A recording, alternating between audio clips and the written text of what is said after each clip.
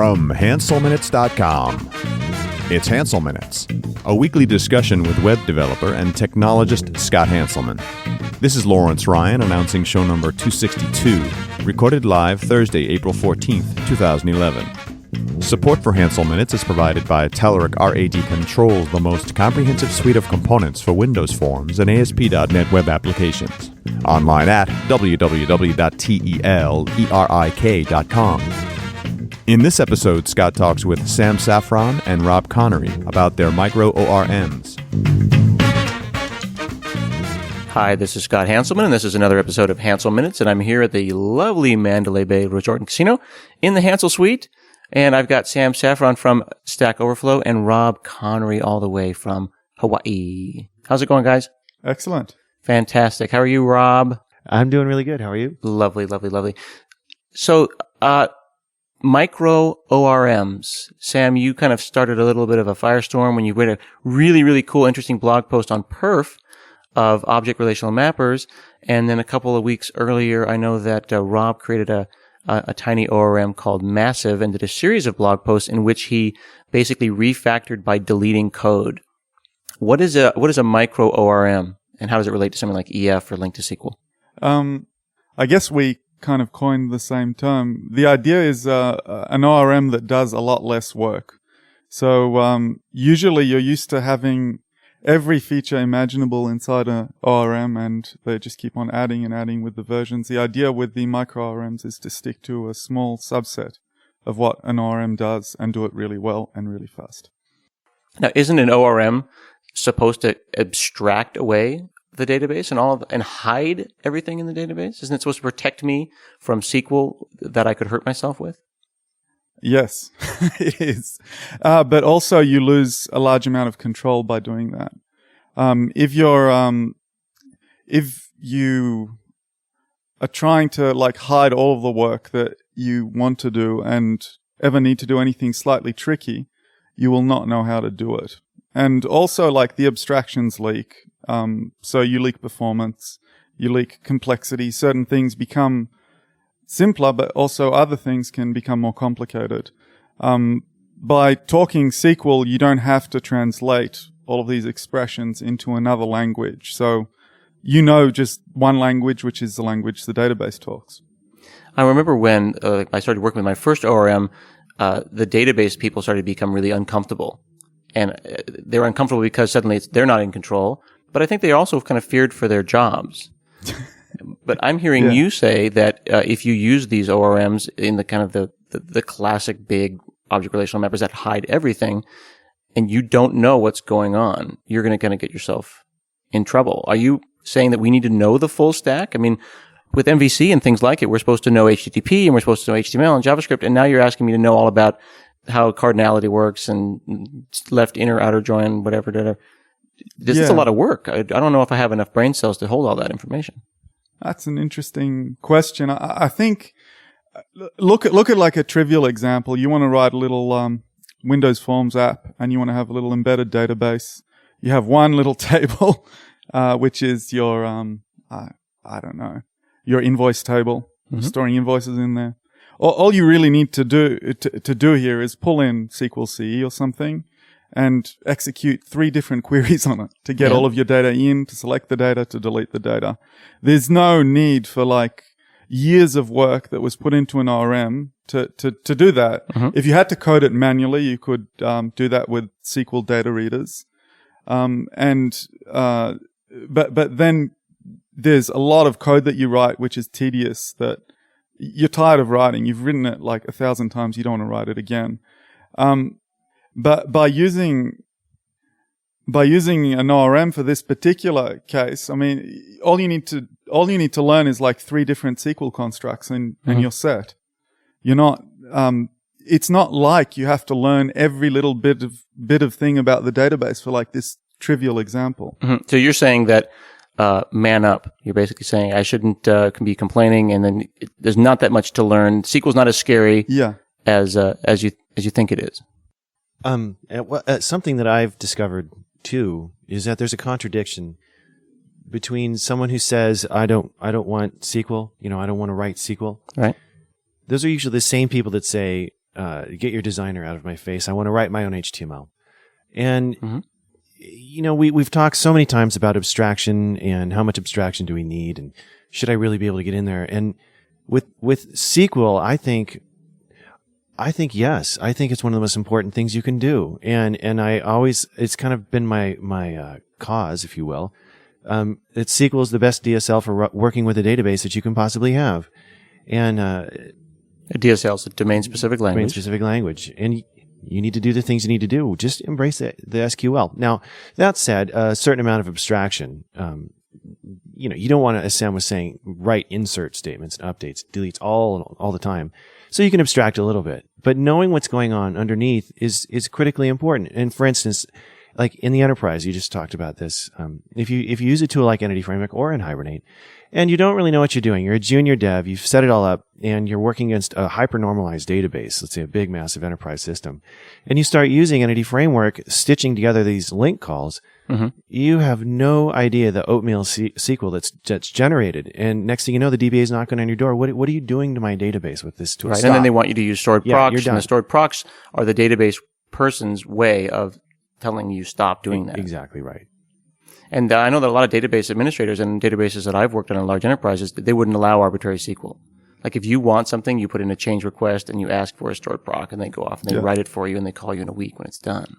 It's interesting that you mentioned stored procs because that's like back to the world of these micro-ORMs. What do you need for stored procs? Like you just making a simple call and you're getting a record set back. There's no magic going on there. If you want to update, you have to call the stored proc with all the parameters and send it in there. You don't have any of, so using something like Entity Framework for like a project that is purely stored procs doesn't even make sense. But weren't there two arguments for stored procs? One was they're faster. That was an argument. And the second one was that you never know if your database tables might change or rename or columns move around, but the stored proc was an interface that you could somehow count on. I think that's what people would say. I think it's a bit of a lie. I think what the real reason is that when there is push for stored procs is that the DBAs want control. They don't want to let you mess up their database. And by taking the stored procs and owning them, they're not worried what these silly developers are going to do. But I think if you did man up earlier and learn SQL, and was able to like structure some of these queries and started thinking in sets and not just iteratively like a lot of programmers do, which is like a very, very common issue that people are just, I know how to do a loop from 1 to 10 and you don't think, I'm in SQL now. I need to work in a set. That's the efficient way of working. So once you've had that shift and you understand how to deal with it, it becomes a lot easier. And then the DBAs respect you more and allow you to work against their database. What do you think, Rob?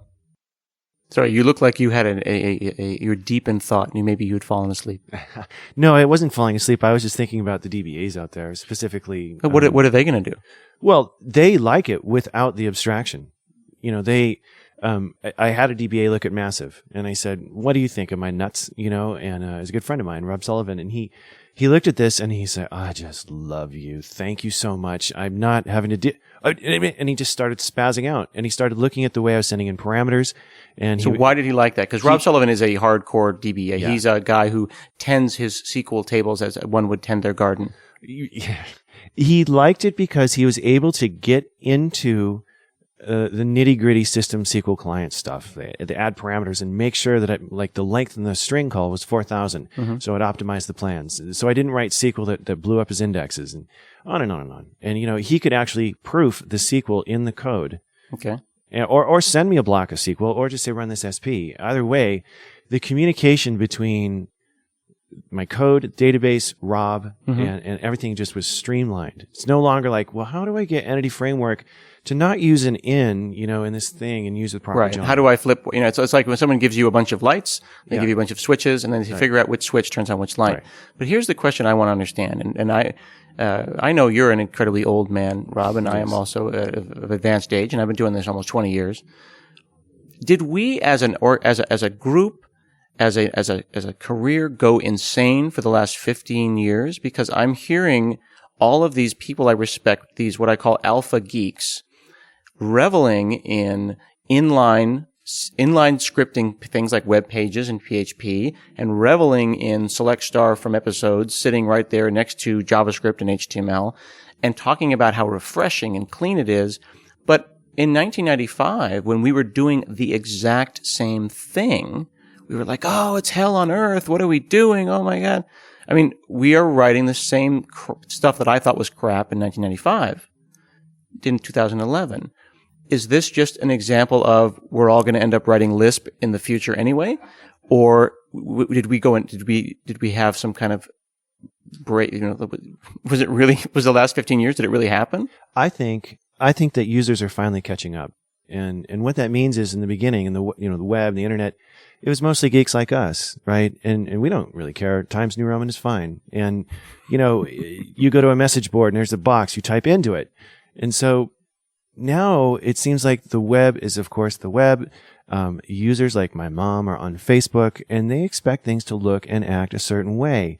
The people that pay attention to that are the ones that say, you and your architecture and all your, I don't care, get it done.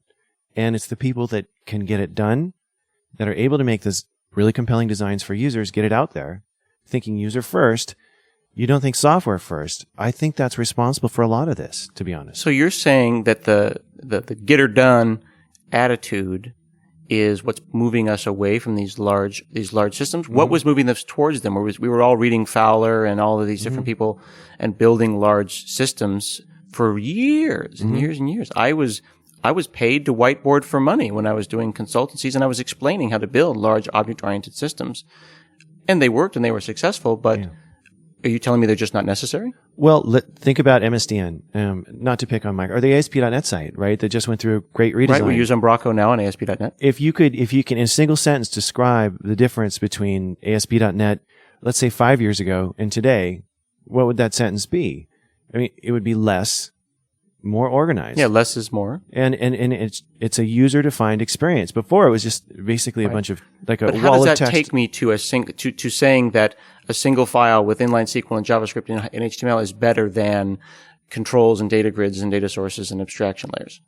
Well, for me, the user experience, again, to come back to ASP.NET site, someone sat down and thought about what is my reader going to do and how are they going to get to the information rather than, well, me as an engineer, I think we should display links over here in these 12,000 ads and whatnot. Thought about the user first. And so to bring it back to your point, sometimes that simplicity, mental simplicity of taking all the cruft out of your brain, thinking about the user makes you develop a compelling experience. Because if it takes you a circuitous route to build that user's experience, you're going to get fatigued. You're going to say, oh, just throw a list box on the page. It doesn't need to do a drop down. Okay, what do you think, Sam? Is this just you're not going to need it? Just Yagni has caught up with us a decade later? I don't think it's mutually exclusive. I think these systems can coexist. And for some things, there are some problems that, like, having a slightly more complicated abstraction is really handy. If you need to, like, cut through results in all sorts of weird ways, so you've got to display a list of things and you have to order it by this or by that, and you have to filter it by this or by that. You're stuck composing these fairly complex things. Mm-hmm. I think something that happened is that because these big systems solved this one complicated problem and also solved another 1,000 problems, we were stuck using this big complicated system. What I'm hoping is that we'll be able to, like, reduce this down and build a smaller piece that does capture all of those common issues that we have. Mm-hmm. So back to, like, your original thing. I mean, were we sleeping for the last 15 years and did we make a huge mistake? No, I don't think so. I think we learned a lot. But I think once in a while we have to go back to basics and try and figure out what really is happening. We want to know. We don't want to be, sitting there blind to these huge systems that people are throwing at. We want to be able to debug down to the lines that are sending commands to the database and figure out what is going on. Hi, this is Scott coming to you from another place and time. Are you using agile practices to manage your software development? There's lots of tools in the market that manage the steps of a project, but most of them focus on individual roles. Get ready for a solution that caters for the success of the whole team. The guys at Telerik introduced Team Pulse. It's an agile project management tool that'll help you gather ideas, estimate, plan, track progress in a common workspace. Finally, companies, regardless of their size, can use a lightweight and convenient tool that makes all the stakeholders work as a united team, even if they're in different countries. By combining intuitive user interface and the power of Silverlight, Team Pulse removes the roadblocks that you typically face in applying Agile in an effective manner. No more lost data, no disparate systems, no lack of critical analytics regarding the health and velocity of your project. See for yourself. Get a free copy for 5 users and 1 project at Telerik.com/TeamPulse. And please do thank Telerik for supporting Hansel Minutes on their Facebook fan page, Facebook.com/TLERIK. Telerik. We do appreciate it. There wouldn't be a Hansel Minutes if there wasn't Telerik helping us. So what I'm hearing you say is that it's not that we are saying the last 10 years was a mistake, but we are hearkening back to a simpler time, and we are saying that, sometimes you need a power drill and sometimes you do it the old-fashioned way, the way our ancestors did in the early 90s. Like, there was time when you do it the simple, close to the metal way, and then there's also a place for the larger things, and perhaps mix and matching when the tools are appropriate. I was just thinking that it also follows a very natural pattern of complexity resolving to simplicity, which is blasting out to complexity. It's like butterfly wings and hurricane and all that stuff, where you do get to a point and all of a sudden everything resolves. And an image popped in my head. Do you remember when BMW, I think it was 5 or 6 years ago, they came out with a new 7 Series, and they did away with all the instrumentation. And you think about these cars that, were the technical aspect of these cars, 4 or 5, maybe longer years ago, dashboard covered in instrumentation, and it was kind of a calling card. Like, look how technical and cool and lit up and blinky our car is. And BMW came out with a single knob, and the single knob had a screen, and you page through and you click, and it's like, the iPhone's interface too. I think people are moving to embrace this simple technology. I think they like it. So in the embracing of that, you, Sam, work at Stack Overflow, and I know that you're really big onto perf. Perf is kind of one of the things you're known for, at least that I know you for. And Stack Overflow has, I think, 40 or so tables, and they use Link to SQL for a very long time. It was all originally done in Link to SQL. And you found some hotspots that you didn't like, and Link to SQL was getting in your way. So what did you do about it? So the first step with any performance issues is figuring out that you have a performance issue and where it is. So like you said, you found hotspots, but that takes a long time to discover what they are. Once we discovered the hotspots, there are 2 things that you do. One is you try to make less database calls if you can. So if we had a page that was doing 60 database calls and we pare it down to 20, suddenly there's a lot less round trips to the database and a lot less ORM work because suddenly it's only doing, 20 calls. And once you pare that down, then you continue to see, well, is this fast enough? Am I happy with it? And for a couple of our really hot areas, we weren't happy with it. And then we just went and hand-coded them. But we already had them hand-coded before. The trouble was that we needed to be able to tell how this reader was being constructed. We need to know the pipeline between my abstraction to where the database is executing. We needed to know what that pipeline was doing and be able to control it. So that's when we stepped in with Dapper and replaced bits. Okay, so to give folks that are listening a little bit more context, right? Link to SQL is a one-to-one mapper between an object in a C# object maps directly to a table, and it's a reasonably lightweight layer, but it gives you objects when you do reads, and it expects you to create objects and do inserts. And when you say that you went kind of lower down, are you talking about like DB connection, SQL client, and database readers and things like that? Well, actually, yes. At some point, we had some hotspots initially where we just said, no, we can't take this anymore. We need to write the SQL data reader. And it was back to 20 years ago when you were sitting with SQL data readers and praying that you get the numbers for the columns right, because if you shift by 1, then everything is going to explode. And if somebody adds a column, everything's going to explode. So that code is incredibly fragile. And then we looked and said, look, we can create an abstraction that is simple, lightweight, and replace that code with it and not lose much perf. And that is when we introduced our Micro-ORM. So your Micro-ORM, I would, if I come back to the select star from something. Yeah. What do I write? If I'm going to, like in the Keynote mix here, I wrote using web matrix, database.open, and then I went query, select star from episodes. And then what came out of my stuff was a dynamic object that was generated by the web matrix magic. How would that work in Dapper? What is happening under the covers? So what we do in Dapper is it's a generic method. So you tell it that it's of type post, and it returns a list of posts. So we fortunately had post already defined for link to SQL, so we can reuse the object. So it's identical to the line that you described, except that it has a generic parameter. Now underneath, what it does is it performs some very, very heavy caching. So it will generate methods that will read the parameters. Actually, I'll go back one step. With that, we'd pass the parameter. Let's say we want to select star from post where post ID equals 1. You're not going to hard code that string 1,000 times because it's not going to be cached. It's not going to SQL Server is not going to be able to cache that query. So instead, you parameterize it, and we parameterize it. We put at ID. We pass in an anonymous method saying ID equals 1. And then we're able to cache the piece of code that is able to read that parameter and turn it into a SQL command and SQL parameters. That's part one of the code that we're caching, that we're generating on the fly. And the second part of code that we'll cache is the code that will take the SQL data reader and new up a post and set every property one at a time, depending on what the data reader came back.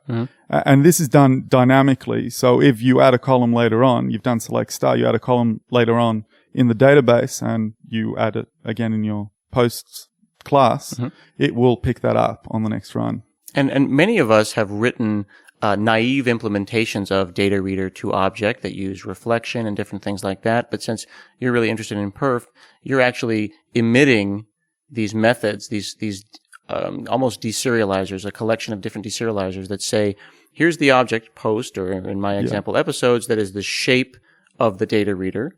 And I know that this column saying this, and this object has that property. So rather than reflecting around, which would be horrifically slow, you're actually emitting IL. Yeah.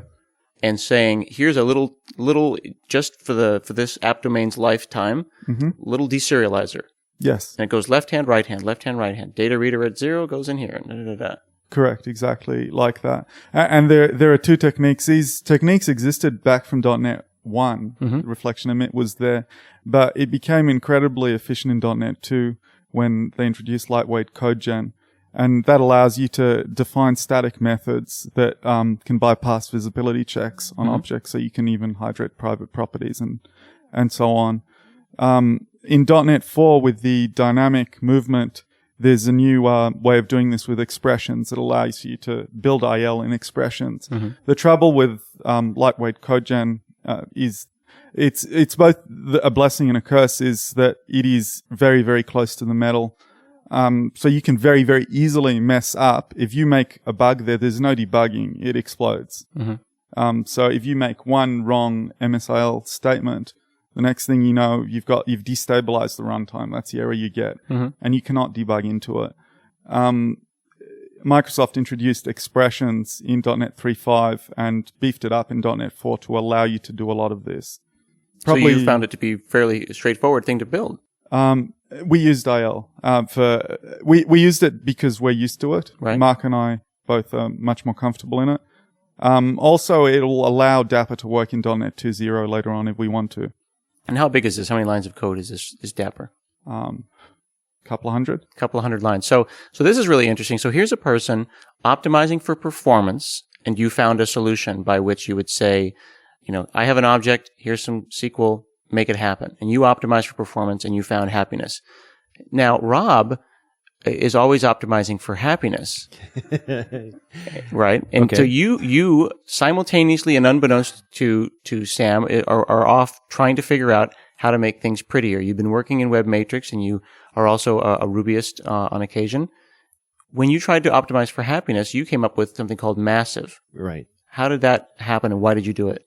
Well, I was working with webmatrix.data a lot with our podcast site that we have, the other one, and just a few other adventures. And it was really fun, but there's a few things that were missing. And as we talked about before, there's certain things with SQL that are not fun. Insert into value, da-da-da-da. You end up writing a lot of stuff. Webmatrix.data doesn't support that right now.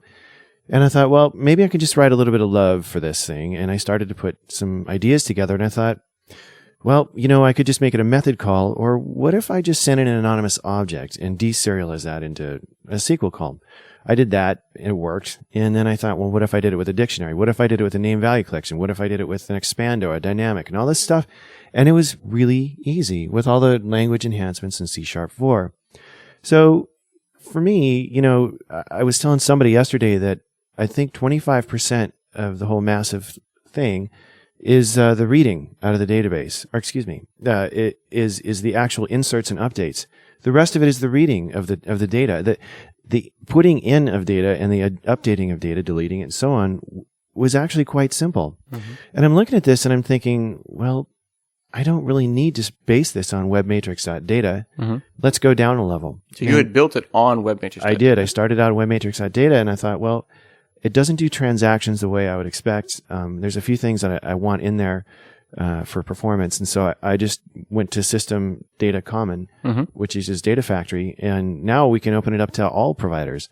And I did that, and I started squeezing code down, and that became, for me, for some reason, the fun part of it all. Let's see how small I can make this. And it started out at 500 lines.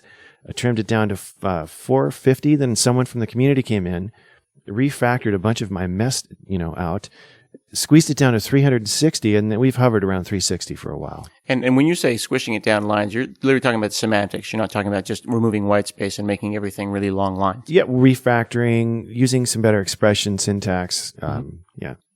So you kind of wrote a poem, basically. I mean, massive is almost like, it's a haiku. It's a big haiku. I mean, you optimized first for usefulness and happiness, and then you started to optimize because it became a challenge to make it really small. Yeah.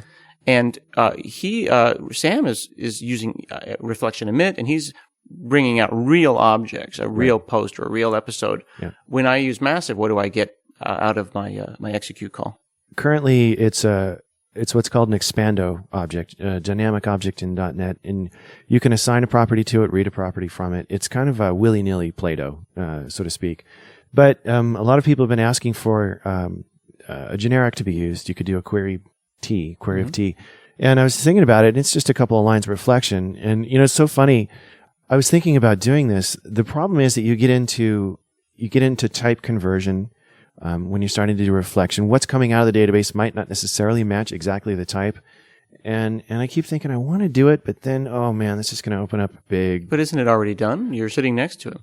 Yeah, no, I mean, I did it with Subsonic, and people have done it, mm-hmm. in the past, but... Should you merge the two? Should Massive and Dapper become Massively Dapper? I am not nearly as smart as Sam. Well, but the point is, though, is there one library here or two, I think is the question. Well, Sam's is purpose-driven, which I think is great. He did it for performance, and I'm not saying there's anything wrong with it. I'm not saying there's a difference in vision, mm-hmm. but, I didn't even know an IL writer existed mm-hmm. until I saw this code. My eyes crossed, and we had a great time on Twitter. Jeff Atwood came out and said, "Oh, we're squeezing your head. We're coming after you and your lines of code." Mm-hmm. And I looked at Dapper and I saw the perf thing, and I'm like, wait, how could they double up my, because they were twice as fast as Massive, and mm-hmm. so I got to going back and forth with Sam and emailed, and he's like, "Well, allow for a connection to be passed in that's already open." Mm-hmm. Oh, duh, I should have done that before.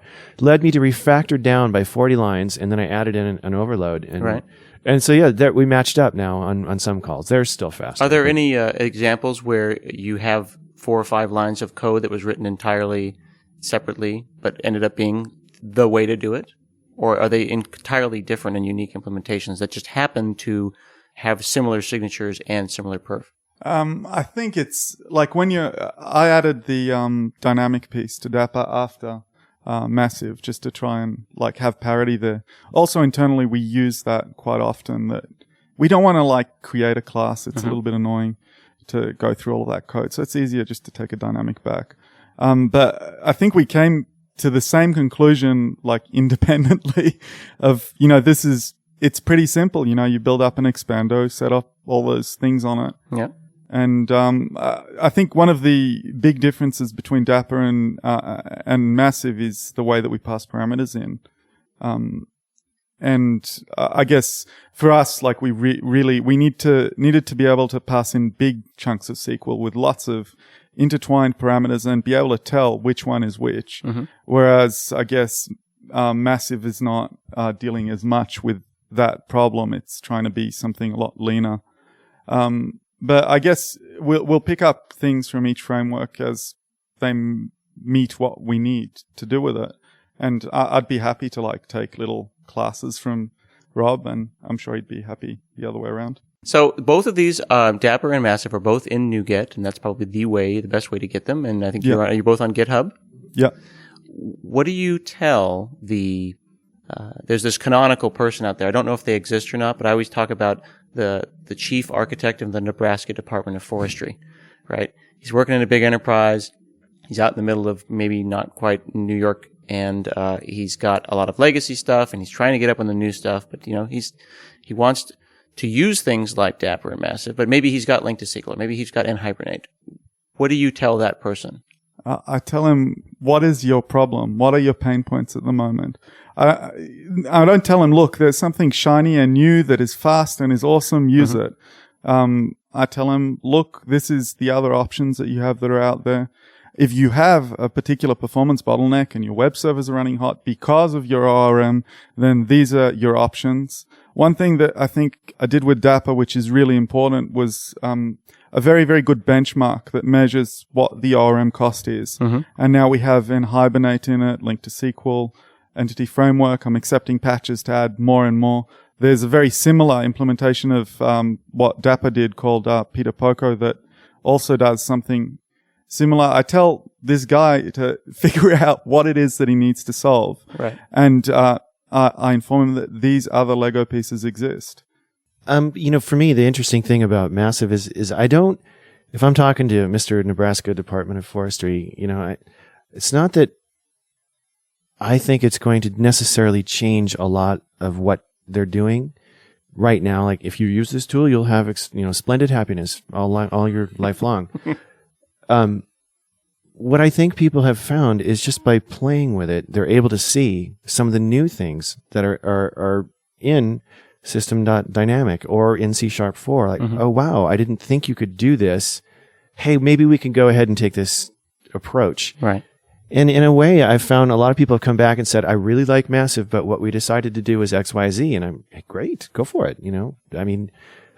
So it is different, though, than 15 years ago. Much. Dynamics and lambdas and expressions, and I'll admit, it's not classic ASP all over again, is it?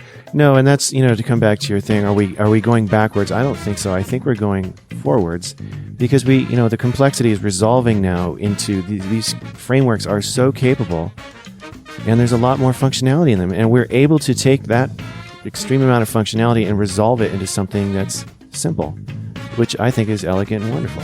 Very cool. Well, you can check out Massive on GitHub and on NuGet and Rob's blog. And you can also learn more about Dapper at Sam's blog and on NuGet. Yeah. Thanks a lot. This has been another episode of Hansel Minutes, and I'll see you again next week.